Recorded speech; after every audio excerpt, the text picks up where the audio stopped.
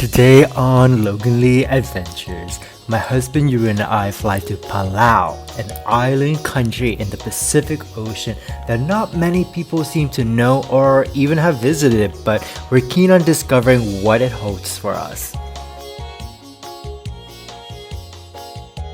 Tucked away in the remote waters of the western Pacific Ocean, Palau is a tropical archipelago that feels untouched by time and tourism. With over 500 islands scattered across a dreamy turquoise sea, it's a place where limestone cliffs rise from the water like emerald sculptures, coral reefs birth with life just below the surface, and the pace of life is slow in the best way possible. Pretty cool doing a road trip around Palau because the speed limit is like 15. It's literally the main streets. You just drive and it's 15 kilometers per hour. Oh, miles per hour. And there's only 4 radio stations to check out for the whole entire country.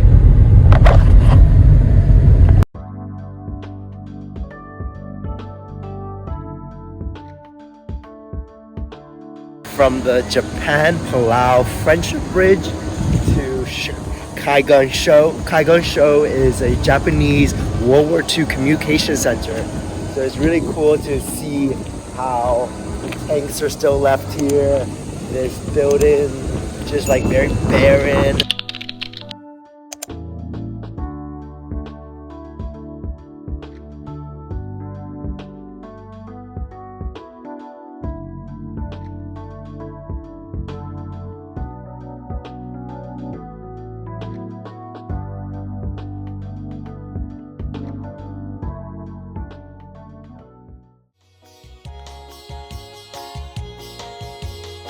This here is a canoe house, but what makes it so special is that this is a kayaking. So kayaking is a traditional war canoe.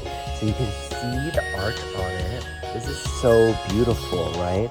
And you can see how long this canoe is. It's fantastic to just drive around Palau and not knowing what to expect because this didn't pop up on our maps, and I saw it at the airport as one of the things to check out, and so it's really cool to be able to like find it on our drive. Wow, I love the design and the prints. Ah, so it's attached. Wow. The shells on it, and this, I think this is like a coconut face. Okay. Definitely ready for war.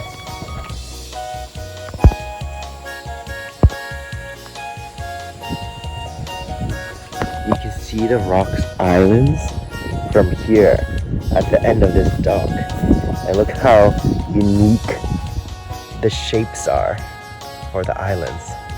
Y'all, I'm a city boy, okay? Give me New York City. I was raised in the depths of Toronto, okay? And then now, transferring all of that hyper energy and that hustle into an island, it's a very different switch up for me because it's so calm. Listen, it's so chill. There's roosters running around, there's wild dogs here and there just rolling around the street. And people are super friendly, and the weather is great. It's 30 degrees, so yes, I am boiling like crazy, but I mean blue skies, middle of winter, and I am just really enjoying this change of pace. Right by, which is a traditional gathering place for the men of the village. So unfortunately, the women are not allowed to go, but you can have a peek at what this building looks like from the inside. I really like the roosters adorning the outside. Let's take a peek inside. Ah, so here you can see the artwork of the men catching sharks, and that is to symbolize basically their coming of age here.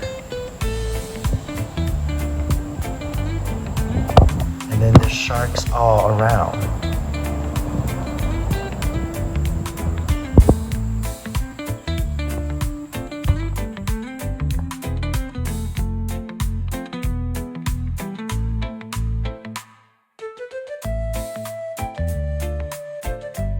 We're adventuring to the Mescalit waterfalls, and you walk through a little bit of the forest to get down to the waterfall, and it's so cool. Along the way there's like little plaques for the different type of plants and trees, and then you can learn the Palau name and also the scientific name too.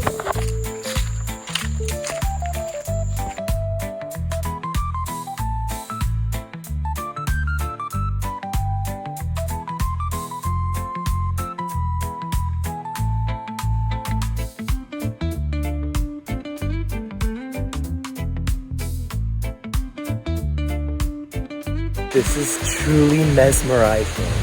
They call this the jungle river, and now I can see why. It really feels like you're in the jungle. And the waters look so ethereal with the light and how it's reflecting off the water. Like, y'all, do you see this? This is so magical. Oh my goodness. Oh my, wow. This point of the trail, there's not much marked path except from these stones along the jungle river.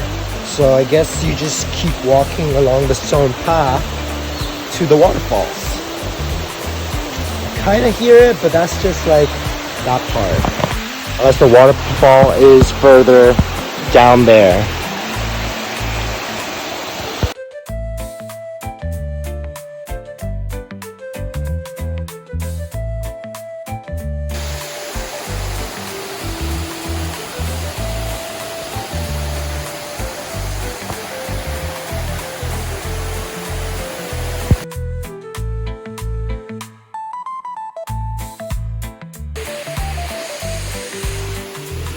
It's so funny because Ruin's scared of spider webs. So he's like, as he walks, he's like swatting away to make sure there's no spider webs in front of him.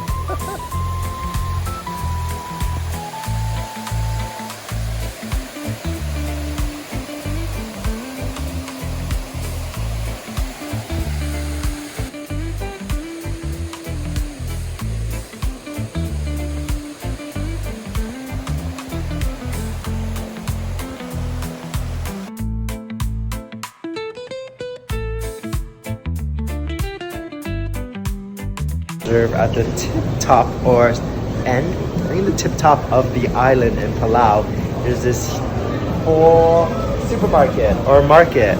And so of course I wanted to come and check what snacks they have because no country road trip will be complete without snack.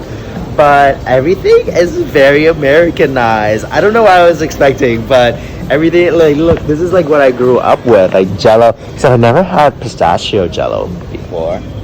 Jello, Frosted Flakes, Apple Jacks. I haven't seen that. I mean, y'all, now that I live in Europe, I haven't seen half of these in so long. Like Coca Crisps, Fruit Loops. Like, there's so many American things. Whoa. It's just so cool to see. I mean, yeah, I had no expectations of what Palau food or snacks would be, but for some reason I just didn't think it would be this Americanized. Oh, okay, there's like Japanese, Chinese things as well. You got your dumplings, you got a little bit of everything here. Yeah, they like the pistachio here, I see.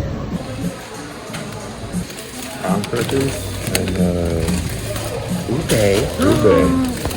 This brand seems quite local, Oishi, because it's like really cheap.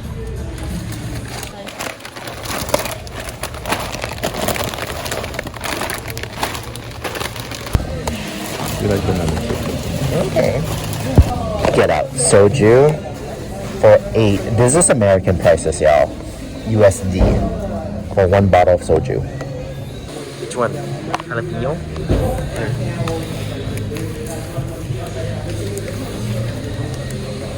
got our bags of goodies and we're ready to continue hitting the road in Palau.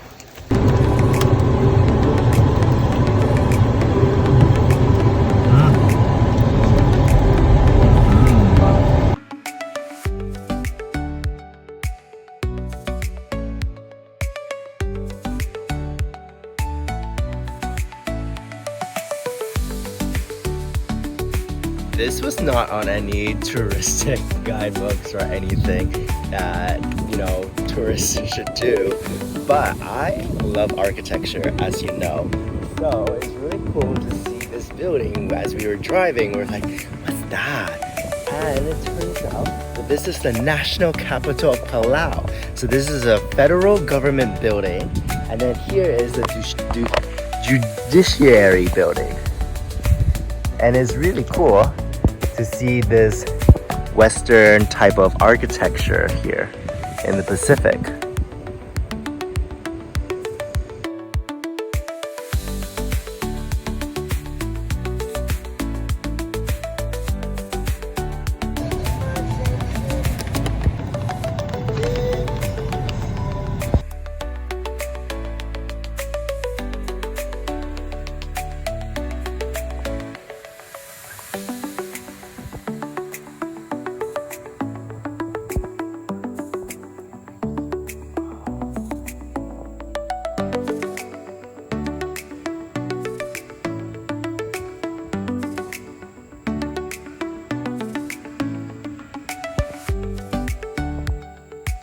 This is by Megaliths, which is another cool traditional gathering spot that men uses in the village to gather.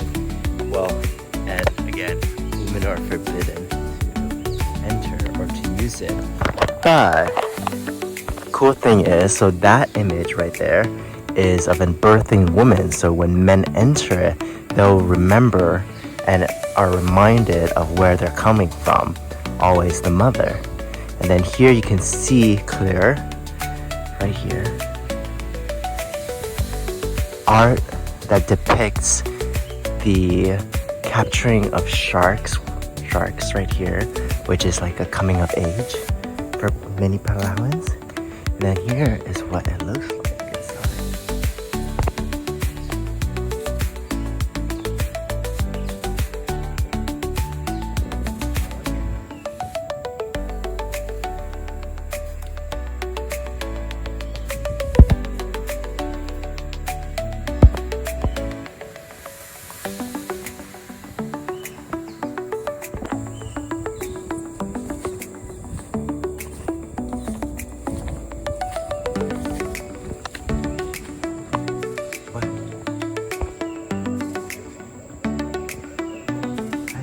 Oh, I see it now. Yeah, just hanging about.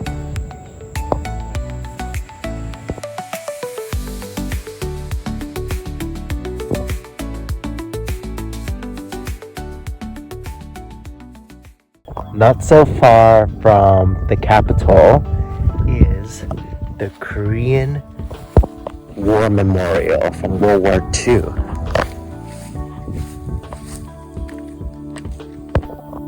Look, so having been deprived of the sovereignty by the Imperial Japan, a considerable amount of Koreans were forced to arrive in Palau before World War II, away from their homeland, from their parents, brothers, sisters, wives, children, only to do hard labor in agriculture, mine, fishery, and fortification work for the Japanese army under the pretext of migrants.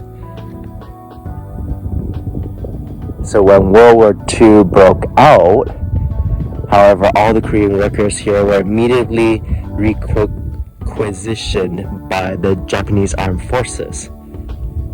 Korean women were forced to serve for the Japanese soldiers as entertainers, and towards the end of the Pacific War, the number of Koreans in Palau increased as many as 5,000 to 6,000, including about 500 Korean women entertainers and a considerable number of Korean recruitments who arrived in Palau, accompanied by what was called the Japanese Far East Force in Manchurian. The Koreans here then were all segregated Love this radio station is playing a remix of Moana. Wait, hold on. Oh, the static. Maybe we'll get to a better spot. Hold on. You can kinda hear it. The mainland of Babodab, which is Palau's largest island, is where we're kicking off our adventure. This mainland is green, beating heart of the country where dense jungle meets rolling hills, sacred sites dot the landscape, and life moves at a calm, unhurried pace. It's not as flashy as the Rock Islands, which we'll explore in the next vlog, but that's exactly its charm. Babodab offers a glimpse into the quieter, more rooted side of Palau.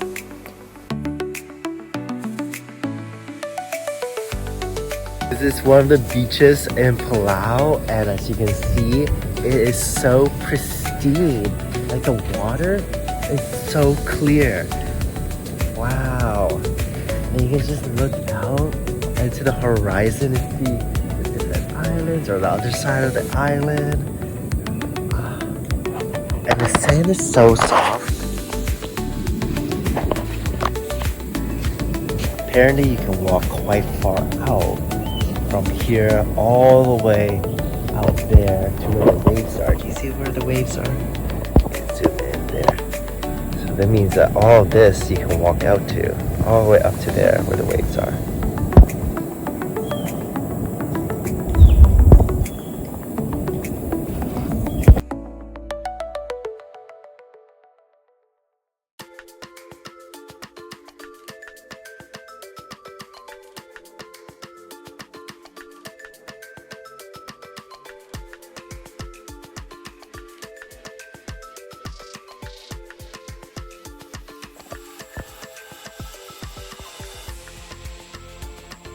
Interesting, I'm walking on the grounds of the Badru Chow monolith stone, which are these stones right here, and this pathway that continues on to more of the stones.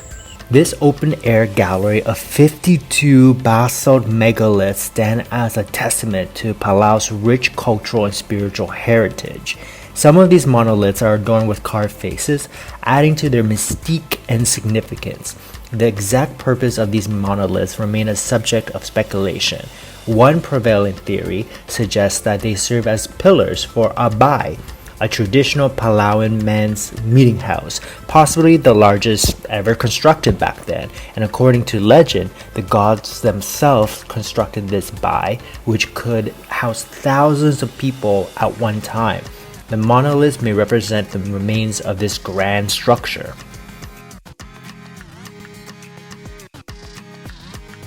This one looks kind of like a face, right? Nose, eye sockets.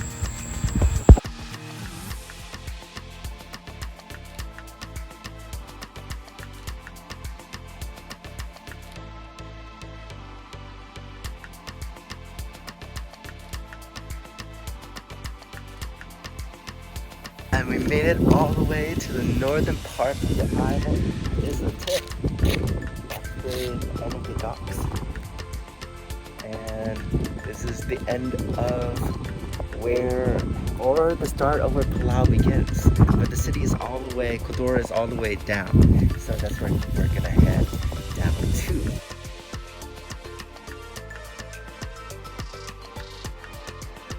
We were driving into Koror, which is the capital city of Palau, and it's not that far from everything. It was about an hour drive from the tip-top northern point of Palau, but it definitely is where everybody is here. Like, there's so many cars zipping up and down the street, and it's just such a change of pace from exploring the islands and just being able to like truly unplug and unwind from everything. But now we're here at the Palau National Museum, which is the national museum in Koror.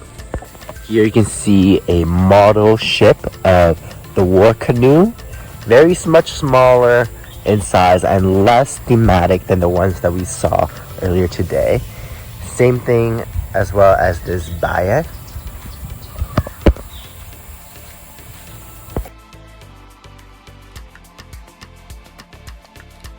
And here are the remnants of the World War II relics in the Battle of Palau.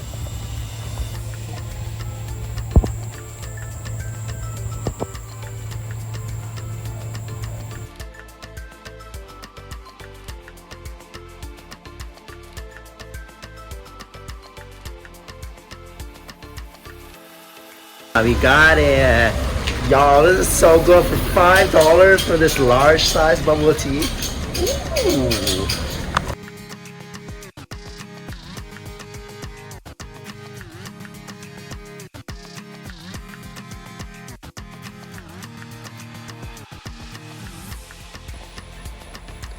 Beautiful.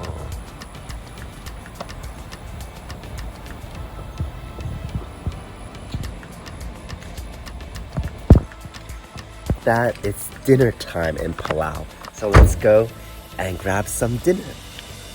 Also, sky appreciation, because the skies here, just the nature in Palau is out of this world. The sky here, look at that. Look how dramatic it is. The clouds are hanging so low above the palm trees. Wow, this is island life, right? Oh my goodness. Look at that. All these. And then the burst of sunset here.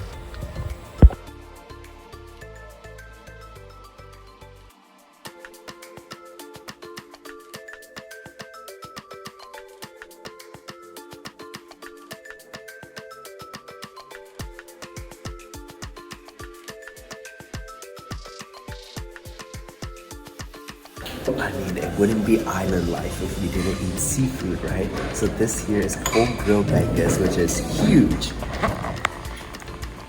And they took away the bone for us. So that's really nice, it's all boneless. Let's dig in with our rice on the side. Ooh, this looks so buttery. A little bit of my rice. This is delicious, y'all. I can eat this every single day. Like, you know, it's freshly caught the day of, and it's just so succulent. And this here is the seafood festival. That's what they call it. As you can see, it's like skewered grilled with squid. I think that's pork, mushrooms, veggies, and then you have like this giant shrimp here, fish as well. Food on Palau is just so freaking good because it's about seafood. It's a mixture. It's the Pacific, so it's a mixture of like Asian food. You can see with the rice, but the seafood, because they're so freshly caught. I mean, we're an island nation here in Palau. Oh, Logey Bears, this has been the main island of Palau. This gorgeous country that both Jeroen and I are at for the first time ever.